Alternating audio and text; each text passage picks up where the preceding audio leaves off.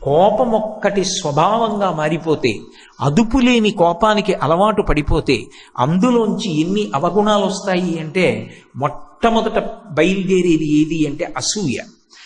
గుణవంతులైనటువంటి వారి యందు లేని అవగుణములను ఆరోపించి మాట్లాడడం అలవాటు అవుతుంది. కుట్ర, అవతల వాళ్ళని పాడు చేయడానికి పగతోటి కుట్రతోటి కూడుకున్నటువంటి దుర్మార్గపు ఆలోచనలు చేసి అమలు చేసేటటువంటి విధానం మనసులో ప్రచోదనమవుతుంది. దొంగతనం, అవతల వారి దగ్గర ఉన్న అమూల్యమైనటువంటి వస్తువుల్ని మనం తస్కరించడం, అవతల వారి యందు ఉన్న మంచి గుణాన్ని చెడు గుణంగా చెప్పడం, లేని చెడు గుణాన్ని ఆపాదించి అవతల వారి గౌరవాన్ని పాడు చేసేటటువంటి ప్రయత్నం చెయ్యడం, విపరీతమైన క్రోధంతో ఏం మాట్లాడుతున్నాడు, అలా మాట్లాడచ్చా మాట్లాడకూడదా అన్న విషయాన్ని కూడా మరిచిపోయి నోటికి ఏది వస్తే దాన్ని వదరి మాట్లాడడం, తన స్థాయి తాను మర్చిపోవడం. నేను అసలు ఇలా మాట్లాడడానికి నాకు అధికారం ఉందా, నేను మాట్లాడవచ్చా అన్న విషయాన్ని మరిచిపోయి ప్రవర్తించడం. ఎన్నో పాపాలు నిష్కారణంగా మూట కట్టుకోవడానికి కారణం ఏది అంటే కోపం ఒక్కటే. అందుకే ఆ కోపాన్ని పరిశీలనం చేసుకోవడానికి పెద్దలు కొన్ని మార్గాలు చెప్తారు. ఎప్పుడైనా కోపం వచ్చినప్పుడు దానికి ప్రధానమైన కారణము దేని వలన ఉంటుంది అంటే రాగము వలన ఉంటుంది. అందుకే కోపానికి రెండు ముఖాలు ఉంటాయి. ఏవి ఆ రెండు ముఖాలు అంటే, ముఖం రెండు ముఖాలు ఉండాలంటే అక్కడ అసలు ఒక ప్రాణి ఉండాలి కదా, ఒక శరీరం ఉండాలి కదా. తన కోరిక తీరలేదు అనబడేటటువంటి తల్లిలోంచి వచ్చినటువంటి ఉద్రేకపూరితమైన భావమునకు కోపమని పేరు. నేను ఏదో ఒక కోరిక కోరుకున్నాను, ఈ కోరిక నాకు తీరాలి అని అనుకున్నాను, ఆ కోరిక నాకు తీరలేదు, అదే తల్లి. అందులోంచి కోపము అన్న ఉద్రేకపూరితమైన భావన ఒకటి పుడుతుంది.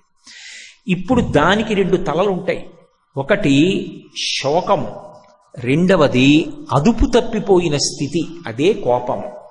ఈ రెండు దాని ముఖాలుగా ఉంటాయి. అందుకే వెతుక్కుంటుంది మనస్సు వెంటనే, నా కోరిక తీరకపోవడానికి కారణం ఎవరు, ఎవడో ఒకడిని పట్టుకోవాలి. పట్టుకుని వాడి మీద కక్ష తీర్చుకునే ప్రయత్నం చేస్తుంది. శోకాన్ని కోపాన్ని రెండు ముఖాలుగా పెట్టుకుని ప్రవర్తిస్తూ ఉంటుంది.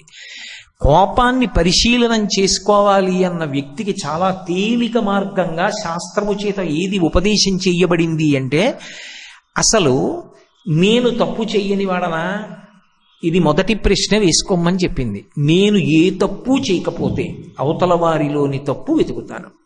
నేను ఏ తప్పు చేయని వాడనా కాదు, కాబట్టి అవతల వారి తప్పులెంచవలసిన అవసరం నాకేమిటి. అప్పుడు అవతల వారి తప్పులెంచడంలో కోపం బయలుదేరుతుంది. కోపానికి ఇంధనం ఏమి అంటే, దానికి ఆజ్యం ఏది అంటే అగ్ని పెరగడానికి అవతల వారిలో ఉన్న అవగుణాల్ని వెతుక్కుంటూ పోవడం.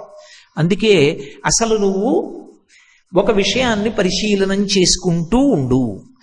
నేను కోపాన్ని పొందడానికి నేను ఏ తప్పు చేయని వాడనా, నేను ఎన్నో తప్పులు చేశాను, నేను చేయకపోవడం ఏమిటి, ఎన్ని తప్పులు చేశాను జీవితంలో, కాబట్టి ఇతరుల మీద కోప్పడ్డానికి నాకే అధికారం ఉంది.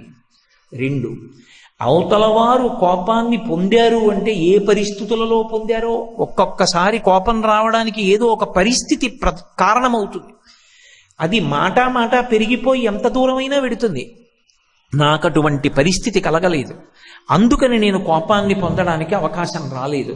హే జగదంబ, ఏ కారణములు నాకు ఏర్పడలేదో, ఏ కారణములు ఏర్పడకపోవడం నాకు కోపం రావడానికి కారణం కాలేదో, అటువంటి పరిస్థితులే అందరికీ కలిగేటట్టుగా అనుగ్రహించు. అది నిజమైన ప్రార్థన. ఎందుకని, అందరూ బాగుండాలి అని కోరుకున్నవాడు నేను పెద్ద పొరపాటు చేయకుండా ఉండడానికి కారణం నాకంత పెద్ద కోపం రాకపోవడం, అంత పెద్ద కోపం రాకపోవడానికి కారణం అంత పెద్ద కోపం రావడానికి కావలసిన పరిస్థితులు ఏర్పడకపోవడం. కారాగారంలో ఉన్న వాళ్ళందరూ మహా తప్పు స్వభావం కలిగిన వాళ్ళు కారు. ఒక్కొక్క సందర్భంలో వాళ్ళ మనసు అదుపు తప్పిపోయింది, విశేషమైన క్రోధాన్ని పొందేశారు.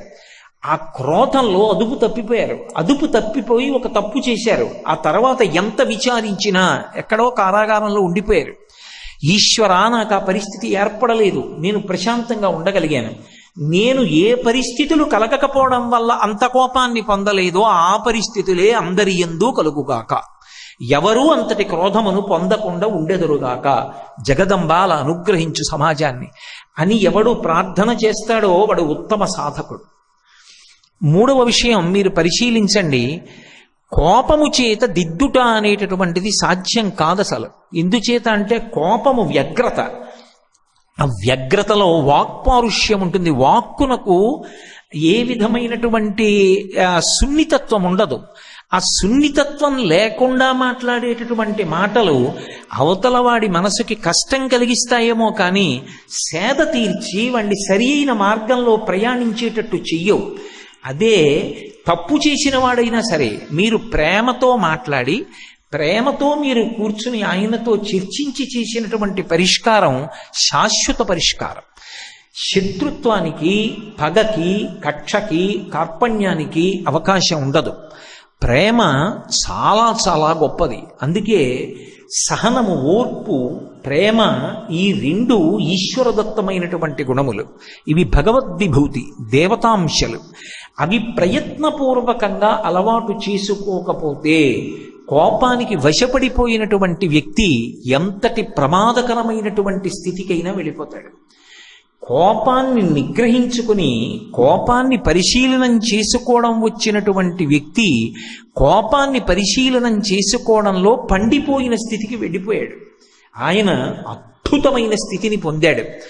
అనడానికి ఉదాహరణ ఎక్కడ ఉంటుంది అంటే, ఆయన మనసులో కోపం పుట్టవలసినటువంటి అవసరంలో కోపం పుట్టదు, దాని స్థానంలో కారుణ్యం పుడుతుంది, దాని స్థానంలో ప్రేమ పుడుతుంది, దాని స్థానంలో దయ పుడుతుంది. ఆ స్థితికి వెళ్ళిపోయిన వాడెవరో వాడు జ్ఞాని, వాడు మహాభక్తుడు.